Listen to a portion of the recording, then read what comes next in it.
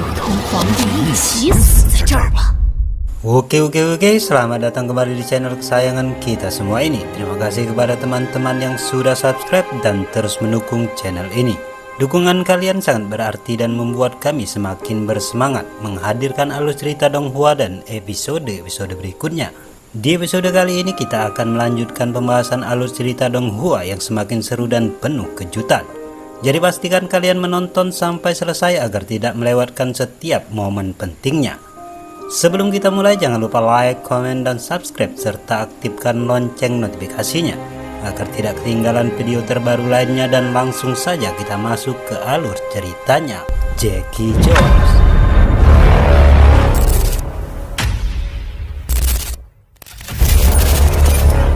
Akhirnya, Kinmu berhasil membawa semua orang keluar dari gerbang selatan langit. Begitu melewati gerbang tersebut, tekanan berat yang sebelumnya menekan tubuh mereka tiba-tiba menghilang. Semua orang langsung merasa lega, seolah baru saja terbebas dari beban yang sangat berat. Seorang pria dari ras dewa bermata tiga kemudian mendekati Kinmu. Penampilannya paling mirip dengan manusia dibandingkan anggota ras lainnya. Ia memperkenalkan dirinya sebagai Hubugui dan mengatakan bahwa selama berada di dunia Douniu, ia belum pernah melihat Kinmu. Tadi ia juga melihat Kinmu berbicara dengan Guru Langit, sehingga ia tidak berani mendekat. Kinmu memperkenalkan dirinya sebagai Kinmu. Ia kemudian mengamati tubuh Hubugui dan menyadari bahwa bentuk tubuh pria itu sangat berbeda darinya. Tangan dan kakinya besar, bahunya lebar, tetapi otot lengan atasnya justru tipis. Mendekati siku, ototnya kembali sangat besar, lalu mengecil lagi di bagian pergelangan tangan. Pola yang sama terlihat pada pinggang dan kakinya. Seluruh otot Hubugui dilatih menjadi kumpulan kekuatan yang sangat padat sehingga dapat meledak dalam waktu singkat. Tubuh Kinmu berbeda, ototnya lebih seimbang dan membentuk garis-garis yang kuat. Setiap kali mengerahkan tenaga, ia seperti menarik busur hingga batas maksimal terlebih dahulu, menyimpan kekuatan sebelum meledakkannya dalam satu serangan. Hubugui lebih cepat dalam mengerahkan tenaga sehingga serangannya bisa datang bertubi-tubi seperti petir, sedangkan ledakan kekuatan Kinmu lebih besar, tetapi membutuhkan waktu sedikit lebih lama untuk mengumpulkannya. Ketika Kinmu mengatakan bahwa ia berasal dari Daksu dan baru pertama kali bertemu dengan semua orang, ia menjadi penasaran dengan nama Hubugui. Ia bertanya apakah nama itu memiliki makna khusus. Hubugui kemudian menceritakan masa lalunya. Orang tuanya dahulu meninggalkan dunia Douniu dan melahirkan dirinya di dunia luar. Mereka mencoba mencari cara untuk menembus batas kultivasi dan menyelesaikan masalah besar yang dialami ras dewa bermata tiga, yaitu tidak adanya jembatan ilahi yang membuat para anggota ras mereka akhirnya terjebak di alam hidup dan mati. Namun, usaha mereka tidak berhasil. Ketika akhirnya mereka ingin kembali ke dunia Douniu, mereka menyadari bahwa mereka sudah tidak bisa kembali. Bahkan jika tubuh mereka dapat kembali, hati mereka sudah tidak lagi berada di tempat itu. Karena itulah mereka memberinya nama Hubugui, yang dapat dimaknai sebagai, mengapa tidak pulang, atau tidak kembali. Menurut Hubugui, nama itu sebenarnya merupakan harapan orang tuanya agar hati mereka tetap memiliki tempat untuk pulang. Para senior dan murid di dunia Douniu sering mengejek namanya, tetapi sekarang mereka justru memanggilnya kakak senior pertama. Kinmu kemudian memahami mengapa Hubugui menjadi kakak senior pertama. Di antara para petarung alam hidup dan mati tersebut, kultivasinya adalah yang paling tinggi. Ketika berada di bawah gerbang selatan langit, tubuhnya juga menjadi orang yang paling cepat pulih dari tekanan. Meskipun dahulu memulai kultivasi lebih lambat daripada orang lain, ia berhasil mengejar dan bahkan menjadi yang terkuat di antara mereka. Hal itu menunjukkan bakat dan kerja kerasnya yang luar biasa. Di dunia Douniu, terlambat memulai kultivasi sebenarnya bukan masalah besar. Semua orang pada akhirnya akan terjebak di alam hidup dan mati, sama seperti Yan Kang pada masa lalu ketika para praktisi terjebak di alam jembatan ilahi dan tidak dapat menerobos lebih jauh. Rombongan kemudian memasuki sebuah istana. Jalan di istana surgawi Douniu sangat aneh karena jalurnya melewati satu demi satu istana dan menghubungkan berbagai tempat penting seperti kolam Yao, panggung pembunuh dewa, Yu Jing, hingga istana Ling Xiao. Kinmu dan Hubugui berjalan di bagian belakang rombongan. Kinmu memanfaatkan kesempatan itu untuk bertanya mengenai cara melatih jiwa bela diri. Pengetahuannya mengenai jiwa bela diri sangat sedikit. Ia hanya pernah mendengar dari seorang petani bahwa menggunakan seni bela diri untuk mengembangkan kekuatan spiritual disebut jiwa bela diri, dan ketika jiwa bela diri memasuki Dao, barulah seseorang menempuh jalan seni bela diri yang sebenarnya. Namun, Qin Mu sendiri belum memahami bagaimana jiwa bela diri terbentuk. Hu Bugui menjelaskan bahwa jiwa bela diri sebenarnya adalah roh primordial dari jalur seni bela diri. Namun, cara mereka melatihnya sangat berbeda dari metode biasa. Menurutnya, seorang praktisi tidak perlu terlebih dahulu membangkitkan roh janin. Sebaliknya, mereka terlebih dahulu menempa jiwa mereka sendiri. Sejak masih muda, anak-anak di dunia Douniu harus menjalani latihan yang sangat keras. Mereka harus menempa jiwa hingga sekuat baja dan besi. Bahkan ketika masih remaja, mereka sudah harus mampu membunuh harimau ganas, ular bertanduk, bahkan naga banjir. Tidak banyak anak yang berhasil melewati ujian tersebut. Banyak yang bahkan meninggal ketika masih kecil. Qin Mu terkejut mendengarnya. Bahkan ketika masih muda, ia sendiri tidak pernah menjalani latihan sekejam itu. Para tetua di desa orang cacat memang melatihnya dengan sangat keras, tetapi mereka tidak sampai sengaja mempertaruhkan nyawanya menghadapi binatang buas seperti yang dilakukan orang-orang dunia Douniu. Hu Bugui kemudian menjelaskan bahwa setelah jiwa ditempa hingga tingkat tertentu, jiwa tersebut akan menyatu dengan tubuh. Semangat dan tekad seni bela diri ditempa ke dalam darah dan sumsum tulang. Setiap gerakan akan menghasilkan suara seperti guntur, sementara kekuatan yang tersimpan dalam tubuh dapat meledak seketika seperti kilat. Ketika teknik bela diri sudah membawa kehendak dan semangat pemiliknya, itulah tahap jiwa bela diri menyatu dengan tubuh. Setelah itu barulah seseorang dapat menghancurkan penghalang roh janin. Roh janin hanya menjadi pendukung, sementara energi digunakan untuk memelihara tubuh. Hu Bugui sendiri sebenarnya tidak menempuh jalan yang sempurna seperti itu karena ia pernah tinggal di dunia luar bersama orang tuanya. Ketika kembali ke dunia Douniu, roh janinnya sudah terbangun. Akibatnya, ia justru mengalami kesulitan luar biasa ketika mulai melatih jiwa bela diri. Ia harus menanggung penderitaan yang jauh lebih berat dibandingkan saudara-saudara seperguruannya. Qin Mu kemudian menyadari bahwa jalur kultivasi yang diceritakan Hu Bugui sebenarnya sangat mirip dengan jalan yang pernah ia tempuh ketika masih muda. Namun, setelah berhasil menyempurnakan teknik tiga inti tubuh penguasa, ia menerobos alam roh janin dan tidak melanjutkan jalur tersebut. Ia tidak pernah menyangka bahwa orang-orang dunia Douniu benar-benar terus berjalan di jalur itu hingga membentuk jiwa bela diri dan menciptakan jalan kultivasi yang berbeda dari dunia luar. Qin Mu kembali mengingat perkataan guru langit bela diri yang pernah mengatakan bahwa tinjunya memiliki energi dan semangat, tetapi belum memiliki jiwa bela diri. Qin Mu menyadari bahwa saat dahulu belajar teknik bertarung dari penjagal, Ma Ye, si buta, dan para tetua lainnya, ia sebenarnya hanya tinggal selangkah lagi untuk mencapai tahap jiwa bela diri menyatu dengan tubuh.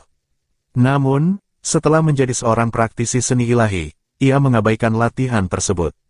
Meskipun sekarang roh primordial dan tubuhnya sudah dapat menyatu, ia belum benar-benar memahami inti dari seorang praktisi seni bela diri.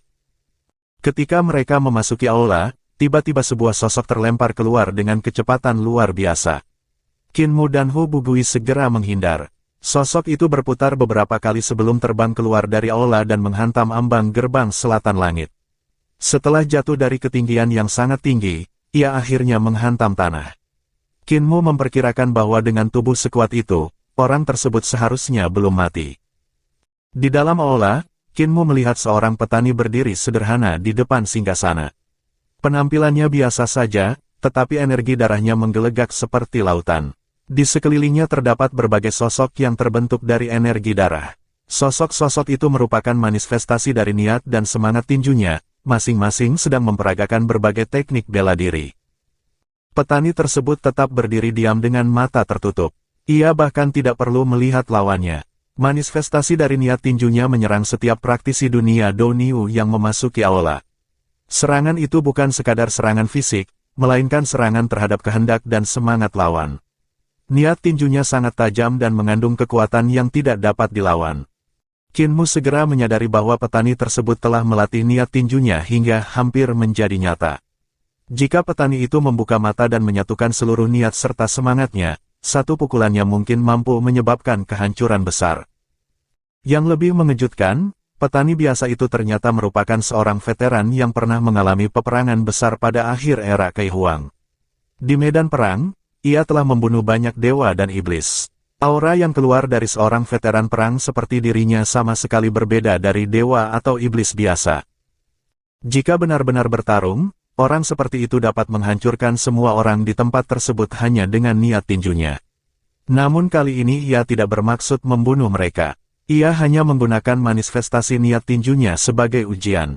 Sosok-sosok yang muncul seperti gambar pada dinding, tetapi dalam bentuk 3 dimensi dan benar-benar hidup. Setiap gerakan mereka memperlihatkan inti teknik tubuh dan seni bela diri dengan sempurna. Lebih dari 50 praktisi alam hidup dan mati yang sebelumnya berhasil keluar dari gerbang selatan langit kini menghadapi ujian tersebut. Meskipun semuanya memiliki kekuatan luar biasa dan telah mempelajari seni bela diri selama bertahun-tahun, mereka tetap kesulitan menghadapi niat tinju sang petani. Banyak yang sampai terluka parah, kulit dan daging mereka terkoyak, bahkan beberapa orang terlempar keluar dari aula. Qin Mu sendiri sangat menghormati kekuatan mereka. Jika ia bertarung tanpa membatasi diri hanya pada seni bela diri, ia pun belum tentu dapat mengalahkan mereka dengan mudah karena mereka berada satu tingkat kultivasi di atasnya. Namun, di hadapan petani itu, para praktisi kuat tersebut seolah-olah tidak mampu melawan sama sekali. Qin Mu mulai bertanya-tanya bagaimana dirinya bisa melewati ujian tersebut. Ini baru rintangan pertama, sementara rintangan berikutnya pasti akan semakin sulit. Ia bahkan memikirkan Sein penebang kayu yang masih terjebak di tempat sebelumnya. Qin Mu bergurau dalam hati bahwa jika naga kilin cukup pintar, seharusnya ia sudah keluar dari dunia Douniu, menyeret Sein penebang kayu keluar dari selokan di pintu masuk desa, lalu melarikan diri. Namun Qin Mu tahu naga kilin memang pintar, tetapi berdasarkan pemahamannya terhadap naga gemuk itu, kemungkinan besar saat ini ia justru sedang tidur malas di luar gerbang selatan langit. Tiba-tiba Hu Bugui berhenti. Ia mengambil posisi berdiri dan energi darahnya langsung bergolak seperti gelombang besar. Ia juga memunculkan niat dan semangat tinju. Energi darahnya berubah menjadi sosok yang menyambut manifestasi tinju sang petani. Kedua sosok itu bertabrakan dan menghasilkan niat tinju yang sangat kuat. Bahkan, pertarungan mereka mulai menunjukkan kecenderungan kembali ke bentuk seni bela diri yang sederhana dan alami. Qin Mu terkejut. Kemampuan Hu Bugui memang luar biasa. Namun, masih ada jarak antara dirinya dan sang petani. Tidak lama kemudian, manifestasi niat tinju Hu Bugui dihancurkan oleh satu pukulan sang petani.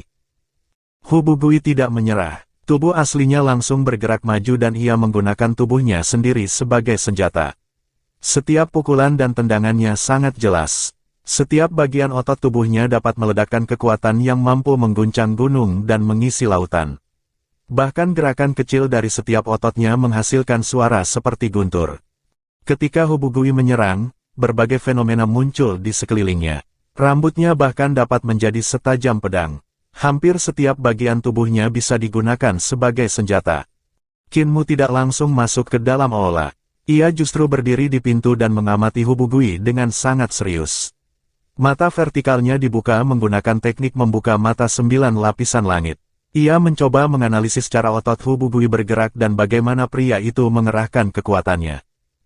Namun Qin Mu segera menyadari bahwa rahasia kekuatan Hu Bugui bukan sekadar teknik mengerahkan tenaga. Yang sebenarnya mengerahkan kekuatan adalah jiwanya. Qin Mu membuka mata ketiganya dan mengamati perbendaharaan ilahi tubuh Hu Bugui serta roh primordialnya. Ia melihat bahwa roh primordial Hu Bugui menyatu sangat erat dengan tubuh. Energi mengalir seperti naga dari perbendaharaan roh janin menuju matahari dan bulan, lalu dari sana menuju 5 bintang unsur. Energi dari 5 bintang menyebar menuju galaksi yang mengelilinginya, kemudian mengalir ke daratan platform spiritual dan mengaktifkan kekuatan 6 arah. Roh primordial Hu Bugui berdiri di atas daratan 6 arah seperti akar utama langit dan bumi, sementara akarnya menembus Youdu. Dengan cara itulah energi dan roh primordialnya menyatu sempurna. Tubuh Hu Bugui seolah-olah menjadi senjata ilahi yang sangat presisi. Seluruh semangat dan kehendaknya diubah menjadi energi tubuh, lalu meledak dengan kekuatan yang luar biasa. Saat itulah Qin Mu akhirnya memahami apa sebenarnya jiwa bela diri. Qin Mu kemudian berdiri di depan aula dan mulai berlatih. Ia mengulang berbagai teknik pertarungan yang pernah dipelajarinya sejak masa lalu. Ia memainkan teknik tinju Maye, teknik pedang penjagal, teknik tombak si buta, teknik 3 kepala 6 tangan, hingga teknik pertarungan naga leluhur. Ia tidak lagi berlatih sekadar untuk meningkatkan kekuatan fisik, melainkan mulai menempa semangat dan kehendaknya sendiri. Waktu berlalu tanpa terasa. Ketika Qin Mu akhirnya tersadar, aula tersebut sudah kosong. Tidak ada lagi seorang pun selain dirinya dan petani yang berdiri di depan singgasana. Di berbagai tempat terlihat noda darah akibat pertarungan para praktisi dunia Do Niu sebelumnya. Petani itu masih berdiri di tempat yang sama dengan mata tertutup. Ia kemudian membuka suara dan bertanya kepada Qin Mu apakah dirinya sudah siap. Qin Mu mengangguk dan menjawab bahwa ia sudah siap. Ia melangkah maju. Dalam sekejap, energi darahnya meledak dengan dahsyat dan memenuhi seluruh aula. Petani itu akhirnya membuka matanya. Tatapannya seperti kilatan listrik yang muncul dari dalam cahaya merah. Niat tinju sang petani kembali meledak. Meskipun tubuh aslinya tidak bergerak sedikit pun, sebuah manifestasi langsung melesat menuju Qin Mu. Qin Mu tertawa keras dan menyambut serangan tersebut dengan tinjunya sendiri. Saat tinjunya bergerak, tekniknya terasa seperti kekacauan yang sedang terbuka dan dunia yang sedang diciptakan. Sebuah gerbang seolah terbuka melalui pukulannya. Qin Mu kemudian mengucapkan tekadnya untuk menggunakan darah dan semangatnya sendiri sebagai bukti untuk menempa jiwa bela diri. Benturan dahsyat segera mengguncang seluruh aula. Setelah beberapa saat, semuanya kembali tenang. Qin Mu akhirnya keluar dari sisi belakang aula. Ia mengangkat kepala dan melihat ke langit. Sebuah pelangi merah membentang panjang di angkasa. Pelangi itu merupakan manifestasi dari semangat seni bela dirinya. Semangat Qin Mu kini telah berubah. Ia memiliki tekad bertarung yang luar biasa, seolah-olah seekor banteng sedang menantang seluruh bintang di langit. Cahaya semangatnya begitu terang hingga sulit untuk dipandang langsung. Sementara itu, di dalam aula, sang petani tetap berdiri di depan singgasana. Ia kembali menutup matanya dan melanjutkan meditasinya. Dengan tenang ia berkata bahwa setelah Kaisar Kai Huang, ternyata masih ada penerus yang mampu melanjutkan jalannya. Menurutnya, Qin Mu adalah anak yang baik dan memiliki masa depan yang layak untuk dinantikan. Setelah berhasil melewati ujian pertama, Qin Mu terus bergerak maju dengan energi darah yang membumbung dan memanjang seperti pelangi. Namun, jiwa bela diri yang baru saja ia pahami bukan sekadar kekuatan untuk mencapai tingkat memasuki dao melalui seni bela diri. Jika hanya mengejar jalan tersebut, Qin Mu tidak akan berbeda dari para praktisi dunia Do Niu lainnya. Qin Mu tidak berniat menggunakan alam hidup dan mati untuk langsung menyeberangi jembatan ilahi menuju istana surgawi. Jembatan ilahinya sendiri sudah lengkap, sehingga ia tidak membutuhkan cara tersebut untuk menerobos. Yang benar-benar ia kejar adalah perubahan dunia dan kemajuan dalam dao, teknik ilahi, serta kekuatan supranatural. Karena itu, semangat bela dirinya tidak terbatas pada seni bela diri. Qin Mu menghubungkan semangat bela dirinya dengan semangat zaman Yan Kang, yaitu semangat reformasi dan perubahan. Era Yan Kang sedang berada dalam masa perubahan besar, meninggalkan yang lama dan menciptakan sesuatu yang baru. Semangat itu menyebar seperti api yang membakar padang rumput, semakin lama semakin luas dan sulit dihentikan. Qin Mu menyadari bahwa jika semangat perubahan zaman tersebut dituangkan ke dalam seni bela diri, kekuatannya akan jauh melampaui sekadar mengejar kekuatan bela diri. Dengan menjadikan semangat zaman Yan Kang sebagai bagian dari jiwa bela dirinya, Qin Mu mulai menciptakan jalan bela diri yang benar-benar menjadi miliknya sendiri. Setelah itu Qin Mu tiba di kuil kedua. Di depan kuil terdapat beberapa orang yang terluka, kemungkinan besar mereka baru saja dikalahkan oleh dewa dan iblis yang menjaga kuil tersebut. Qin Mu masuk ke dalam dan menemukan bahwa penjaga kali ini adalah seorang petani wanita bertubuh besar dan kuat. Sementara itu, Hu Bugui dan yang lainnya masih belum terlihat. Qin Mu kemudian bertanya-tanya berapa lama waktu yang telah ia habiskan untuk memahami semangat bela diri. Ia melihat beberapa noda darah di lantai kuil, tetapi darah itu sudah mengering. Petani wanita tersebut kemudian mengejeknya.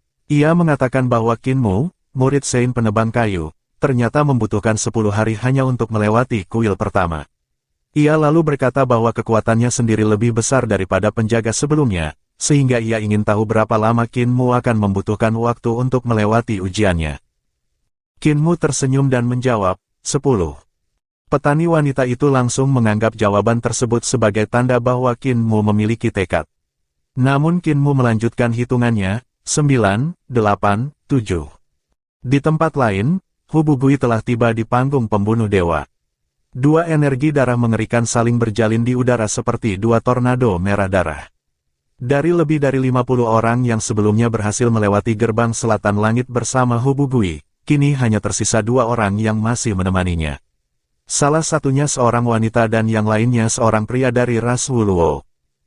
Panggung pembunuh dewa tidak memiliki dewa atau manusia yang menjaganya karena panggung itu sendiri sudah merupakan ujian yang sangat mengerikan. Selama 20.000 tahun terakhir, tidak diketahui berapa banyak praktisi dunia Douniu yang datang ke tempat tersebut dan akhirnya terbunuh. Namun, kekuatan panggung pembunuh dewa kali ini sebenarnya telah ditekan. Guru langit bela diri sengaja membatasi kekuatannya hingga tingkat alam hidup dan mati sehingga tidak seberbahaya panggung pembunuh dewa yang sebenarnya. Meski begitu, ujian ini tetap menjadi rintangan dengan tingkat kematian tertinggi. Hubugui mengatur napasnya dan bertanya kepada kedua juniornya apakah mereka yakin mampu melewati ujian tersebut.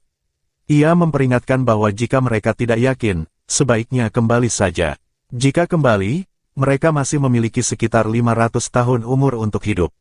Menurut Hubugui, selama seseorang masih hidup, itu lebih penting daripada apapun. Namun, wanita itu menolak untuk mundur. Ia mengatakan bahwa seluruh hidupnya dihabiskan untuk mempersiapkan hari ini. Sebelum datang menjalani ujian, ia bahkan sudah menikah dan memiliki 2 anak. Kedua anaknya tumbuh dengan baik. Karena ia sudah meninggalkan keturunan, salah satu keinginannya telah terpenuhi. Sekarang ia ingin menggunakan nyawanya untuk memenuhi keinginan lainnya. Ia bertekad bahwa jika kali ini tidak berhasil, ia akan mengorbankan dirinya demi tujuan tersebut. Pria bernama Wuluo juga tersenyum dan mengatakan bahwa dirinya telah menikah dan memiliki anak. Marga serta darah leluhurnya sudah dapat diteruskan. Karena itu, ia tidak lagi memiliki kekhawatiran. Sekarang ia siap mempertaruhkan nyawanya demi mencari masa depan bagi bangsanya. Ia berharap ras Wuluo suatu hari memiliki harapan dan keturunannya dapat berdiri tegak di antara para dewa. Hubugui merasa berat hati mendengar tekad mereka. Ia meminta keduanya terlebih dahulu mengobati luka dan mengembalikan energi darah ke kondisi puncak. Menurutnya, panggung pembunuh dewa sendiri tidak akan mampu mengalahkannya, tetapi ia tidak memiliki kemampuan untuk melindungi kedua juniornya. Hubugui kemudian melihat kembali ke arah kolam Yao. Di belakangnya berdiri banyak istana yang saling terhubung oleh jalan yang baru saja mereka lewati. Ia kemudian teringat Kinmu dan bertanya-tanya bagaimana keadaan pemuda itu. Sudah 10 hari Kinmu terus berlatih teknik bela diri. Menurut Hubugui, teknik bela diri Kinmu tampaknya agak tidak terampil dan ia tidak tahu apakah Kinmu sudah berhasil membangkitkan jiwa bela diri dan mencapai tahap jiwa bela diri menyatu dengan tubuh. Wanita itu mengatakan bahwa mencapai tahap tersebut bukanlah sesuatu yang mudah. Ia lalu menceritakan pengalamannya sendiri. Ketika berusia 11 tahun, ia memasuki hutan 10.000 binatang demi membangkitkan jiwa bela diri.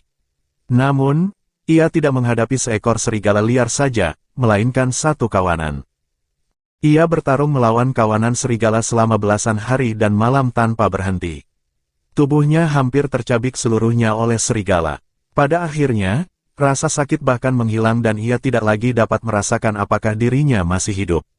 Tepat pada saat itulah ia merasakan keberadaan jiwa bela dirinya dan berhasil membunuh Raja Serigala Liar, sehingga akhirnya dapat menyelamatkan diri. Pria dari ras Wuluo kemudian menceritakan pengalamannya. Ketika berusia 13 tahun, klannya mengadakan ritual besar.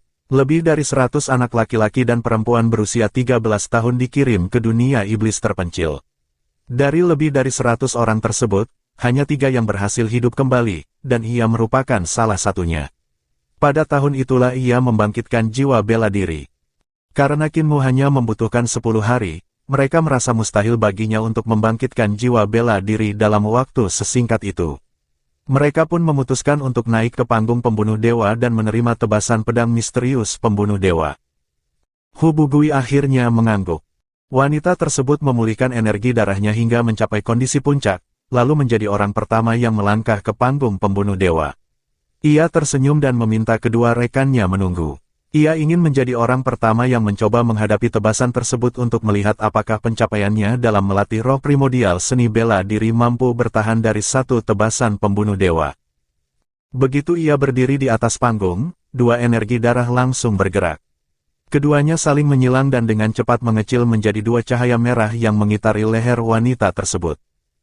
Ia berusaha melawan, menghindar, dan bergerak ke berbagai arah, tetapi tidak peduli bagaimana caranya, dua cahaya merah itu tetap tidak dapat dihindari maupun dipaksa mundur. Pada saat yang sama, sebuah kuil di depan kolam Yao tiba-tiba berguncang hebat. Debu langsung beterbangan. Hu Bugui yang sedang memperhatikan pertarungan di panggung pembunuh dewa merasakan sesuatu dan buru-buru menoleh. Pintu belakang kuil tersebut tiba-tiba terlempar, lalu seberkas energi darah membentang di langit dan bergerak menuju kuil berikutnya. Hu Bugui terkejut dan menduga bahwa orang itu mungkin Qin Mu. Sebelum ia sempat melihat kembali ke panggung pembunuh dewa, pintu belakang kuil kedua juga hancur berkeping-keping. Pelangi energi darah itu terus melaju menuju kuil ketiga. Kecepatannya membuat Hu Bugui sangat terkejut. Pintu belakang kuil ketiga kembali meledak. Hu Bugui segera membuka mata ketiganya. Sebagai anggota ras dewa bermata tiga, mata ketiganya adalah mata dewa bawaan yang memiliki kemampuan luar biasa untuk melihat berbagai hal tersembunyi, bahkan mengamati dunia bawah dan melihat hingga Suandu. Dengan mata ketiganya, ia akhirnya melihat sosok Qin Mu keluar dari kuil. Qin Mu sedang melompat di udara. Tubuhnya setengah berjongkok dan kedua tangannya terbuka. Salah satu kakinya menekan dada seorang petani kuat seperti seekor elang yang sedang menerkam mangsanya. Dengan suara ledakan keras, Qin Mu menginjak petani tersebut hingga menghantam tanah. Gelombang udara yang sangat kuat menyapu ke segala arah. Hu Bugui langsung mengenali orang yang diinjak Qin Mu sebagai Paman Gu. Paman Gu berbeda dari penjaga sebelumnya. Ia tidak suka bertarung menggunakan niat tinju saja, tetapi lebih suka turun langsung ke medan pertarungan. Ketika menguji Hu Bugui dan yang lainnya, ia bahkan menyegel kultivasinya sendiri serta menutup perbendaharaan ilahi jembatan ilahi dan istana surgawinya agar kekuatannya dibatasi pada tingkat yang sesuai. Namun sekarang Paman Gu tampaknya telah bertemu lawan yang benar-benar merepotkan. Hu Bugui bahkan merasa tulang-tulang tubuhnya kembali sakit ketika mengingat ujian dari Paman Gu, karena itulah salah satu ujian yang paling sulit baginya. Ia harus berjuang sangat keras untuk menang. Namun Qin Mu hanya membutuhkan satu pertemuan untuk menghantam Paman Gu keluar dari aula dan kemudian menginjaknya hingga jatuh. Hu Bugui dan rekannya sangat terkejut melihat kecepatan Qin Mu. Qin Mu bergerak seperti kuda yang berlari liar dan terus menerobos satu demi satu kuil. Dalam waktu singkat, ia telah melewati lebih dari 10 kuil dan akhirnya mencapai kolam Yao. Para petani dan petani wanita yang menjaga kolam Yao bahkan lebih kuat dan memiliki tingkat kultivasi lebih tinggi. Tingkat kultivasi yang lebih tinggi berarti bakat mereka juga lebih besar dan usaha yang mereka keluarkan jauh lebih banyak. Namun, kecepatan Qin Mu sama sekali tidak melambat. Ia terus menghancurkan satu demi satu kuil dengan kecepatan yang membuat Hu Bugui dan rekannya tidak dapat mempercayai mata mereka. Mereka bahkan bertanya-tanya apakah seni bela diri Qin Mu sudah mencapai tingkat yang benar-benar dapat menembus Dao melalui seni bela diri. Tidak lama kemudian, Qin Mu keluar dari pintu belakang kuil terakhir di kolam Yao. Energi darahnya membentang panjang ke langit. Ia kemudian mendarat di permukaan kolam Yao dan berlari di atas air menuju panggung pembunuh dewa. Panggung pembunuh dewa menjulang sangat tinggi. Meskipun disebut panggung, bentuk sebenarnya lebih menyerupai gunung giok dengan tangga yang jumlahnya hampir tidak terhitung. Hu Bugui dan rekannya bahkan hampir tidak dapat melihat tubuh Qin Mu dengan jelas. Mereka hanya dapat melihat pelangi energi darah melintas di langit dan bergerak dengan kecepatan luar biasa menuju puncak gunung. Sementara itu, wanita yang berada di panggung pembunuh dewa akhirnya tidak mampu bertahan. Ia mengatakan bahwa dirinya sudah tidak kuat lagi. Hu Bugui dan Wu Luo buru-buru menoleh. Wanita itu menoleh kepada mereka dan tersenyum indah. Senyumnya mengandung permintaan maaf. Ia mengucapkan salam terakhir kepada mereka dan berharap dapat bertemu kembali di kehidupan berikutnya. Dalam sekejap, cahaya merah muncul di lehernya. Dua cahaya merah langsung memenggal kepala dan roh primordialnya sekaligus. Tubuh serta roh primordialnya terputus bersama-sama. Hu Bugui dan Wu Luo hanya bisa menundukkan hati mereka dan mengucapkan selamat jalan kepada junior mereka. Namun tepat pada saat itu, sebuah sosok melintas di samping mereka dengan kecepatan luar biasa. Angin kencang yang ditimbulkannya bahkan membuat pakaian mereka berkibar. Itulah Kinmu. Kinmu tidak berhenti. Ia langsung naik ke panggung pembunuh dewa. Ia mengangkat tangan dan menunjuk ke depan. Tiba-tiba kegelapan muncul dari permukaan panggung pembunuh dewa. Dunia bawah Youdu terlihat di bawah panggung. Roh primordial wanita yang telah terpenggal sedang jatuh menuju Youdu. Kinmu segera menggerakkan kedua tangannya. 10 jarinya bergerak cepat dan dari ujung jarinya keluar berbagai karakter aneh dan misterius. Karakter-karakter tersebut berubah menjadi tulisan Youdu dan mengelilingi leher wanita itu. Tulisan-tulisan aneh tersebut kemudian membentuk berbagai rune Youdu yang rumit. Satu demi satu rune menempel pada leher wanita tersebut. Pada saat yang sama, kepala roh primordial wanita itu tiba-tiba terbang kembali dan menyatu dengan tubuh roh primordialnya yang tanpa kepala. Tubuh fisiknya juga hampir jatuh ke panggung pembunuh dewa. Darah mulai keluar dari lehernya dan seharusnya diserap oleh 2 cahaya merah, tetapi darah tersebut justru tidak benar-benar mengalir keluar. Dalam waktu yang sangat singkat itu, semuanya terasa seperti berhenti. Seolah-olah waktu membeku hanya untuk memberikan kesempatan kepada Kinmu. Daging dan darah di leher Kinmu tiba-tiba bergerak. 2 kepala tambahan tumbuh dari lehernya, sementara 4 lengan tambahan muncul dari bawah ketiaknya. Kinmu berubah menjadi wujud 3 kepala 6 tangan dan masing-masing tangannya melakukan teknik yang berbeda. Dengan bantuan berbagai rune penciptaan, kepala wanita tersebut perlahan terbang kembali menuju lehernya dan kembali menempel pada tubuhnya. Seluruh rune tiba-tiba bersinar sangat terang. Cahaya yang meledak begitu kuat sehingga Hubugui dan Wuluo tidak dapat melihat dengan jelas apa yang terjadi di atas panggung. Mereka hanya samar-samar melihat sosok Kinmu dalam wujud 3 kepala 6 tangan berdiri di sana. Kinmu mengangkat tangannya dengan tenang. Dunia Youdu yang sebelumnya muncul di permukaan panggung langsung menghilang. Tubuh wanita yang sebelumnya hampir jatuh tiba-tiba berhenti. Kemudian sesuatu yang mustahil terjadi. Tubuhnya yang sedang jatuh perlahan kembali ke posisi berdiri, seolah-olah waktu sedang berjalan mundur.